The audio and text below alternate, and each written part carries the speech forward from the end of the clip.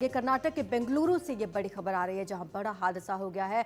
बाबू सापल्या इलाके में भारी बारिश के बीच कल एक 7 मंजिला निर्माणाधीन इमारत ढह गई है। 5 लोगों की मौत की खबर है, 5 लोग घायल बताए जा रहे हैं।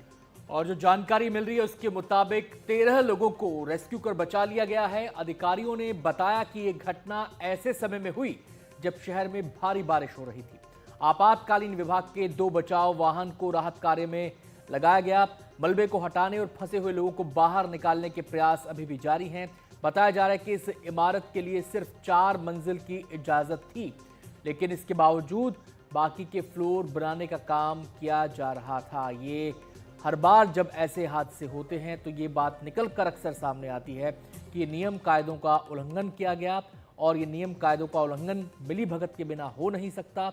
और ये मिलीभगत किसकी होती है? जो इस लूप में होते हैं उन सबकी मिलीभगत से ऐसे अवैध निर्माण होते हैं। और यहाँ पर भी बेंगलुरु में शुरुआती तौर पर यही बात निकल कर सामने आ रही है कि जितनी परमिशन थी उससे ज़्यादा मंजिलों का इमारत में निर्माण किया गया, और नतीजा आपके सामने है। तेज़ बरसात को ये इमारत सह नहीं पाई और ढह गई। 5 लोगों की मौत हुई है, 5 लोग गंभीर रूप से इसमें जख्मी हुए हैं। और ये तस्वीरें इस समय हम आपको दिखा रहे हैं। एक तरफ आप वो वीडियो देख सकते हैं जब ये इमारत जमींदोज हुई, खड़ी इमारत एकदम ढह गई। आप ये देखिए, ये सफ़ेद कलर की इमारत खड़ी इमारत है, निर्माणाधीन इमारत है, और ये अचानक इमारत नीचे जाके गिरती है। और उसके बाद का जो मंजर है वो आपके सामने है। इमारत का मलबा चारों तरफ बिखरा हुआ है, और उस इमारत के मलबे में जो लोग फंसे हुए हैं उनको निकालने के लिए वहां पर लगातार कोशिश की जा रही है। हमारे सहयोगी निहाल किदवई इस मामले में हमें ज़्यादा जानकारी देंगे। निहाल, बहुत ही खौफनाक तस्वीरें सामने आई हैं। अभी जो लोग घायल हैं उनकी हालत कैसी है और कितने लोगों का रेस्क्यू अब तक हुआ?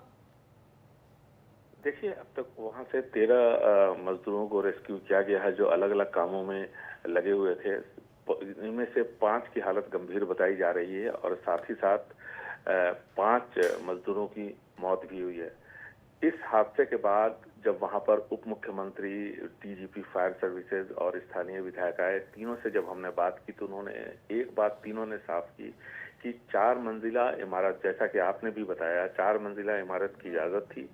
7 मंजिलें बनी थी, 2 मंजिल ऊपर और साथ ही साथ एक बेसमेंट को अगर आप मिला दें तो कुल 7 मंजिला इमारत वहां पर बनाई गई थी। ये निश्चित तौर पर चौंकाने वाली बात है कि इतनी बड़ी बिल्डिंग, इतना बड़ा अपार्टमेंट वहां खड़ा किया गया बगैर अधिकारियों के मिलीभगत के नहीं हो सकता है, क्योंकि बृहद बेंगलुरु महानगर पालिका जिसकी जिम्मेदारी है इसको सुनिश्चित करना कि जो नक्शा पास होता है उसके हिसाब से ही बिल्डिंग का निर्माण हो।